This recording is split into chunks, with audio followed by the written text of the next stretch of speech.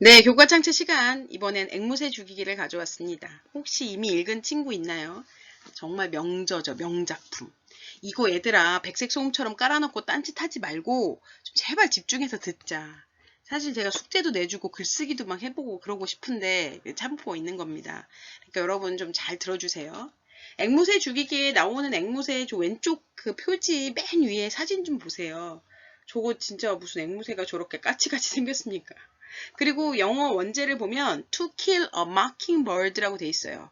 저는 이게 to kill a parrot 이럴 줄 알았거든요. 앵무새. 그러니까 이게 앵무새가 아닌 거지, 그치? 그러니까 다음 장을 보시면 이유를 좀 아실 것 같습니다.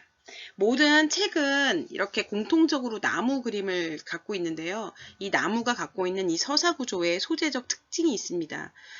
성장하고 있는 것, 그리고 계절의 변화에 민감한 것도 나무이고, 또 소녀가 부레들리라는 어떤 인물과 소통을 하게 되는 공간도 나무이죠. 그래서 이 나무에서 휴식을 하고 나무에서 우정을 맺고 이 모든 과정들을 갖고 있어서 이 나무를 그림으로 선택한 것 같습니다. 하퍼리는 여류 작가입니다. 자, 그러면 이야기 속으로 좀 더 들어가 보겠습니다. 그 마킹 벌드에 대해서 얘기해 주려고요. 우리가 아는 앵무새가 아니라 미국 남부지방에서 주로 서식하는 집박이류의 새라고 합니다. 그리고 다른 새 울음소리를 곧잘 흉내낸다고 해서 흉내쟁이 집박이라고 불렸지만 역자가 말하길 그냥 앵무새라고 그냥 말하기로 옛날부터 그렇게 번역이 됐었고 했으니 앞으로도 그냥 그렇게 쓰겠다. 그리고 아버지가 이 앵무새에 관한 얘기를 처음에 한번 해요. 맞힐 수 있으면 하고 싶은 만큼 어치새를 전부 쏴도 돼 라고 공기총을 선물하면서 어린애들한테, 그러니까 너프건이나 비비탄 이런 게 아니라 진짜 공기총을 선물해요. 오빠가 진짜 가고 싶어 했거든요. 근데 이거 쏴도 돼. 근데 앵무새를 죽이는 건 죄야 라고 말합니다. 그러니까 여자애가 물어요. 아빠 왜요? 그랬더니 아버지가 앵무새는 농작물을 어치새처럼 피해를 입히지도 않고 다른 새를 건드리지도 않고 인간에게 해를 주지 않아. 그런 새를 죽이는 건 죄야 라고 말을 합니다. 그러니까 여기서 앵무새라는 건 우리에게 전혀 피해를 주지 않아. 그리고 그냥 소소하게 살아가는 사람들. 그런데 왠지 불편해. 그래서 우리가 자꾸 무시하고 괴롭히는 그런 앵무새들을 우리는 죽이고 있는 게 아닌가라는 고찰을 하는 거죠. 맨 마지막에도 이 말이 나오거든요. 말하자면 앵무새를 죽이는 것과 같은 행동이 아니에요? 라고 말을 하는데 이 부분은 스포가 너무 많아서 나중에 한번 찾아보고 이게 무슨 의미인지 6월 씨가 자기 칼리로 넘어진 걸로 결론을 지을 때 하는 얘기입니다. 나중에 한번 책을 다 읽고 얘기를 해볼까요?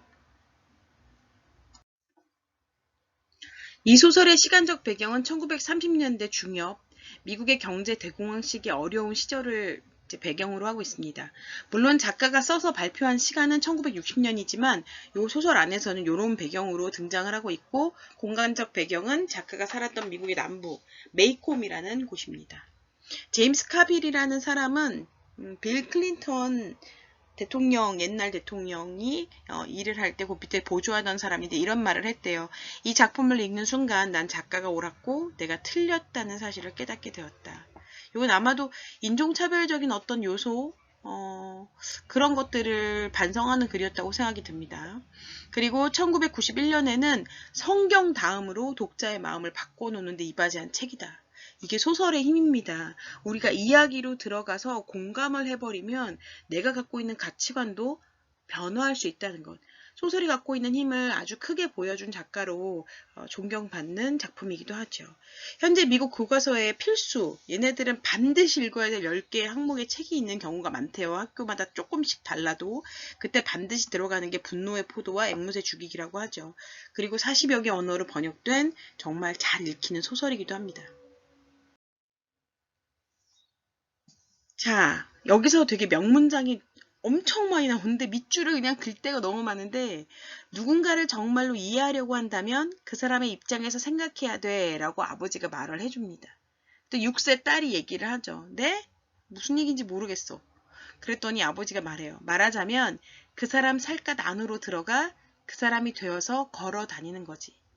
저 이거 진짜 많은 감동을 받았는데 그 사람 살갗 안으로 들어가 그 사람이 되어서 그 사람 마음을 들여다보는 게 아니라 그 사람이 돼서 걸어 다니면 이해하는 거래요. 그러니까 그 사람의 눈으로 세상을 보고 그 사람의 마음으로 그 사람을 들여다보는 게 아니라 그 사람의 입장에서 사람을 만나보는 것. 그러면 정말 이해하게 된다는 거죠. 이 명문장은 영어로도 이렇게 되게 유명한 문장이라고 합니다. 좀 읽어주시죠, 여러분. 아시겠어요? Climb into his skin and walk around it. 아시겠습니까? 자, 또 다른 좋은 문장을 좀 소개하려고 합니다. 공기총을 선물 받은 아이들이 절대로 이제 앵무새를 쏘지 말아라는 아버지의 얘기를 듣고 또 사냥하는 것이 별로 좋지 않다는 아버지의 말도 더 나중에 들어요. 그런데 사냥하면 안 되는 시기에 사냥하면 안 되는 밭에 가서 어떤 이 문제적인 남자가 막 사냥을 하는 게 들켜요. 사람들이 그냥 봐주거든요. 그러니까 이 6살 소녀는 왜 저래? 왜 봐줘? 막 이렇게 되는 거죠. 그때 이제 아버지가 이런 게 타협이라고 한단다. 그 사람은 너무 극도로 가난하고 그 사람은 전혀 일자리를 찾지 못하고 그래서 사냥을 해서라도 먹고 살려야 될 자식이 7이고 암묵적으로 사람들이 그냥 넘어가 주는 거지 라고 말을 합니다. 물론 21세기를 사는 우리들에게는 저러면 안 돼. 법은 공평하게 적용돼야 돼 라고 말을 하지만 어떤 면에서는 너무 그 삶을 지탱해 나가기도 힘든 사람에게 그러한 사회적인 암묵적인 관용은 또 생각해 볼 거리를 주는 것 같아요.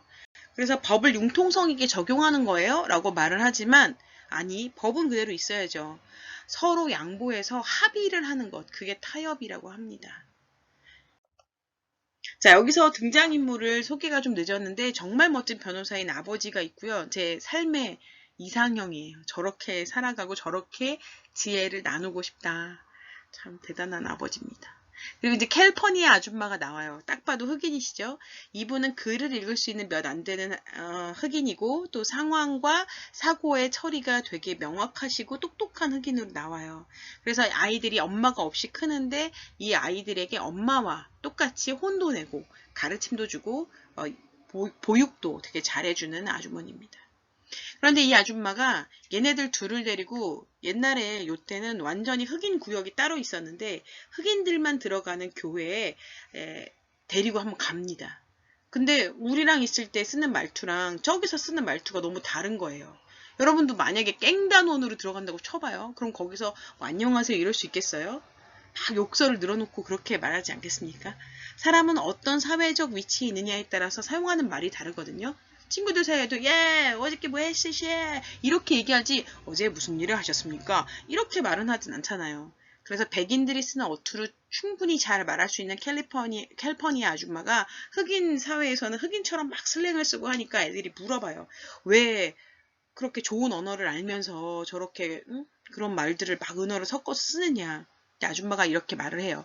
사람은 올바른 말을 한다고 해도 그들 중 어느 누구도 바꿔놓을 수가 없어.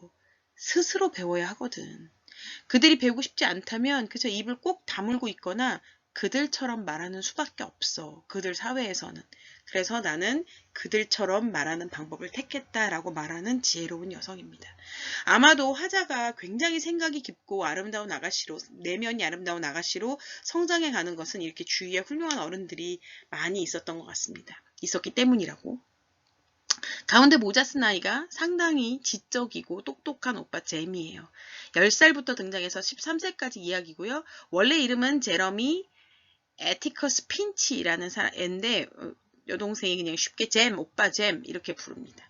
화자는 맨 오른쪽 아가씨, 딱 보면 남자같이 보이죠. 그래서 마을 사람들이 엄청 뭐라 그래요. 여자는 어때야 되는데 너는 왜 치마를 입지 않니? 거기에 대해서 아버지는 한마디도 하지 않습니다. 화자는 스카웃이라고 사람들이 애칭으로 부르고요. 6세에서 9세의 삶을 이제 성인에서 반추해보는 소설입니다. 원래 이름은 루이스 핀치예요. 그리고 오빠의 친구이자 화자에게 결혼을 하자고 계속 얘기하는 딜, 찰스 베이커 해리스라는 아이가 나옵니다. 딜은 이사를 가서 얼붓 아버지 손에서 이제 크다가 잠깐 이렇게 와서 자기가 여러 사건을 보면서 옳지 않은 일에 구역질을 느끼고 막 눈물을 흘리는 감수성 있고 정신 상태 똑바로 박힌 멋진 청년이 돼가고 있습니다. 스카우트와 딜과 잼은 셋이서 엄청 잘 놉니다. 그리고 그 둘은, 친구들 둘은 동생을 이렇게 멀리하고 자기들끼리 뭐를 하는데, 요 마을에 유령이 살 것 같은 집이 하나가 있어요. 거기 집에는 아저씨 혼자, 그리고 아주머니가 얼마 전에 돌아가신 아주머니가 그 아들인 부 레들리라는 아저씨랑 살고 있었는데, 이 아저씨가 키가 2m다, 뭐 괴물이다, 추측이 엄청나게 퍼져 있어요. 마을 전체에. 나무가 하나가 있는데, 큰 나무가, 그게 이렇게 바깥으로 나온 호두나무인데요. 그걸 따서 호두를 먹었더니 사람들이 죽었더라. 뭐 이런 얘기가 오갑니다. 그런데 요 세 명은 상상력이 굉장히 좋은 친구들이라 부 레들리가 어떻게 사는지, 어떤 사람인지 너무 궁금한 거예요. 그래서 편지도 써보고 장난도 쳐보고 부 레들리 씨가 돼서 놀이도 해보거든요. 이제 그런 과정에서 얘네들이 뭐 하다가 다투게 돼서 이렇게 요 타이어가 그네이거든요. 그걸 띄어가지고 여자애 때문에 화가 났어요. 그래서 집어넣고 쾅 돌려버렸더니 부드 레들린의 집에 누르륵 걸어가서 팡 박히는 거예요. 그래서 아이들이 너무 놀래서 막 얘를 데리러 도와주러 이제 가서 야 여기 이제 어떡하냐 하는데 부 레들리가 슬쩍 쳐다보는 장면이 나옵니다. 자, 이렇게 여자아이답지 않게 크는 이 우리의 스카웃을 고모라는 사람은 굉장히 불안하게 바라봅니다. 고모는 내게 작은 스토브와 차 세트를 가지고 이렇게 놀고, 내가 태어날 때 고모가 준 진주 목걸이를 목에 걸고, 아빠의 외로운 삶에 한 줄기 햇살이 되어야 된다고 해요. 그리고 여자란 햇살처럼 행동해야 돼 라고 말을 합니다. 그리고 막담도 퍼부어요. 태어날 땐 착하게 태어났지만 해마다 점점 못돼진다. 이렇게 말을 합니다. 그래서 그 문제에 대해서 아빠한테 물어봐요. 그랬더니 아빠가 이렇게 말을 합니다. 우리 집에는 이미 햇살이 충분하고 저 아이의 행동에 대해 그다지 걱정하지 않는다. 얘가 무슨 부 레들리 씨 이목을 끌려고 뭐 여러 가지 놀이를 하다가 욕설을 지나치게 쓰는 것을 이제 그렇게 하면 학교에 가기 싫었구나. 학교에 넘어가기 싫어가지고 학교에 가면 애들이 욕을 하니까 그걸 다 듣고 와서 집에서 계속 욕설을 늘어놓거든요. 근데 그 뜻도 몰라요. 뭐 갈보년 이런 말도 나오고 이런 얼어 죽을 거지 같은 계속 그렇게 얘기를 하는 거죠. 저 거지 같은 후추 좀 갖다 줄래? 이제 8살 1학년 우리나라로 치면 당시에 7살이었던 소녀가 그리고 뭐 그 더러운 포크 좀 나에게 넘겨 뭐 이런 식으로 거칠게 얘기를 하면서 이거 다 학교에서 배워왔으니까 학교 좀 못 다니게 해주세요 이런 시위를 하고 있었는데 아버지가 욕설이라는 것은 나이가 이렇게 지나가면서 누구나 한번 겪고 넘어가는 거야. 그런데 성급한 성미는 조금 잡아줄 필요가 있어. 이렇게 얘기를 하는 부분도 저는 상당히 감동을 받았습니다. 자, 그렇게 자녀들이 잘못 크고 있다고 고모만 말하는 게 아니라 저기 앞집에 사는 듀보스 할머니, 이 할머니가 진짜 꼬장꼬장한 노파인데 이 할머니가 지나만 가면 욕을 하는 거예요. 쟤네들은 엄마도 없이 커갖고 저 따위야. 쟤네들은 특히 저 여자애 멜빵 바지 입고 저렇게 다니면 안 되는데 아버지가 나빠 뭐 이러던데 이 아버지가 변호사라 그랬잖아. 근데 흑인이 재판에 치여졌는데 누군가 하나 변호를 맡아야 되는데 아버지가 맡아요 그거를. 그러니까 이 할머니가 야 니네 아빠는 흑인 애인이라며 물론 남자 변호인데 흑인을 사랑하는 사람이라며 이렇게 얘기하는 것 같아요. 그래서 뭐 니그로 러버 이런 식으로 되게 나쁜 단어가 나오거든요. 그런 사람이라며 하고 막 욕을 하니까 그 착하고 신사 같은 오빠가 할머니가 갖고는 꽃밭을 가위로 다 잘라요. 다 잘라가지고 뿌려버리거든요. 자, 이런 할머니 앞에서 그런 소리를 다 듣고 아버지는 정중한 인사도 건네고 그 꽃을 자르기 전에 모자를 다시 쓰시고 할머니가 보는 앞에서 나를 어깨에 태우고 해질녘에 집으로 돌아가곤 했죠. 이게 어떤 의미인지 아시겠어요? 여자는 정숙해야 돼 라고 소리 지르고 당신이 애를 잘 못 키워 라고 소리 지르는 할머니 앞에서 아이고 그러십니까? 예 그러고 딱 뒤돌아서서 나를 어깨에 태우고 집으로 신나게 걸어가는 아버지. 총을 싫어하고 전쟁에 한 번도 참가해 본 적 없는 아빠가 이 세상에서 가장 용감한 사람이라고 생각한 것은 바로 이때였습니다. 자, 이 듀보스 할머니의 이야기를 풀면서 작가는 상당히 많은 감동과 용기란 무엇인가 이런 얘기를 하게 돼요. 그래서 이 부분을 좀 가져왔습니다. 이 아버지가 그 흑인을 변호하게 되면서 왕따가 돼요, 마을에서. 학교에 가도 야 니네 아빠가 흑인 변호한다며 그러고 다 싫어하고, 그렇다고 흑인들은 백인이니까 별로 가까워하지 않고 계속 친구들이 툭툭 치고 지나가면 어른들이 뒤에서 수군거리고 이런 일을 겪어요. 그래서 아빠한테 이제 물어보죠. 그랬더니 아빠가 이런 말을 합니다. 누가 욕설이라고 생각하는 말로 불린다고 해서 그게 모욕이 되는 건 절대 아니야. 욕설은 그 사람이 얼마나 보잘것없는 인간인가 보여줄 뿐 상대방에게 상처를 주지는 못해. 라고 말을 해줍니다. 이런 말로 자식들은 치유를 받는 거죠. 그리고 이제 할머니가 꽃을 아까 오빠가 다 잘랐다 그랬잖아요. 그래서 이제 불러요. 혼을 내려고. 그러니까 아버지가 가서 사과를 하라 그래요. 근데 할머니가 다른 거보단 나한테 와서 책을 읽어달라 이렇게 얘기를 하는데, 책 읽으러 가면 할머니가 막 발작을 하고 책을 듣지도 않고 멍해져 있다 잠드는 거예요. 그러다 이제 할머니 돌아가시거든요. 아이들에게 됐다 이제 그만 와라 하고 나서 한 달 후에 아버지가 사연을 얘기해줘요. 할머니가 너무 이제 고통이 심한 병이 있으니까 몰핀을 계속 맞았나 봐요. 근데 그게 중독이 되면서 자꾸 의식을 놓으니까 할머니가 이제부터 아무리 아파도 내가 그러한 약물 치료를 거부하겠다 해서 온전한 정신으로 죽고 싶다 해서 딱 자기의 죽음의 모습을 선택하죠. 그러니까 굉장히 아파서 자꾸 사람들한테 소리를 질렀던 거다라고 아빠는 얘기를 합니다. 시작도 하기 전에 패배한 것을 깨닫고 있으면서, 그러면서도 어쨌든 다시 시작하고 그것이 무엇이든 끝까지 해내는 것이 바로 용기 있는 모습이다. 여러분 이런 건 밑줄 팍 긋고 마음속에 간직하세요. 용기란 시작하기 전에 패배한 것을 깨닫고 있으면서도 어쨌든 다시 시작해서 끝까지 하는 것.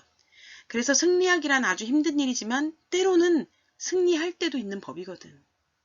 패배한다고 생각했지만 승리할 수도 있거든. 겨우 45kg도 안 되는 몸무게로 할머니는 승리한 거야. 할머니의 생각대로 그 어떤 것, 어떤 사람에게도 의지하지 않고 돌아가셨으니까. 할머니는 내가 여태껏 본 사람 중에 가장 용기 있는 분이셨다. 그래서 아이들은 용기를 삶에서 배우게 됩니다. 우리는 모든 걸 다 언어로 쏟아내잖아요. 근데 여기서는 아이들이 직접 겪은 걸대로 아버지한테 질문을 하면 아버지가 뒤늦게 그것을 가르쳐 줍니다. 참 아름다운 교육이라고 생각합니다. 결국 이야기는 점점 흑인 변호 얘기로 집약되고 있습니다. 스카우트 여자애한테 얘기하는 거죠. 단순히 변호사라는 직업의 성격으로 보면 모든 변호사는 말이다. 적어도 평생에 한 번은 자신에게 큰 영향을 끼치는 사건을 맡기 마련이다. 내겐 지금 이 사건이 바로 그래. 이 문제에 관해 어쩌면 학교에서 기분 나쁜 말들을 듣게 될지도 몰라. 하지만 나를 위해 한 가지만 약속해 주렴. 고개를 높이 들고 주먹을 내려놓는 거다. 여러분 요거 꼭 마음에 새겨주셨으면 좋겠어요.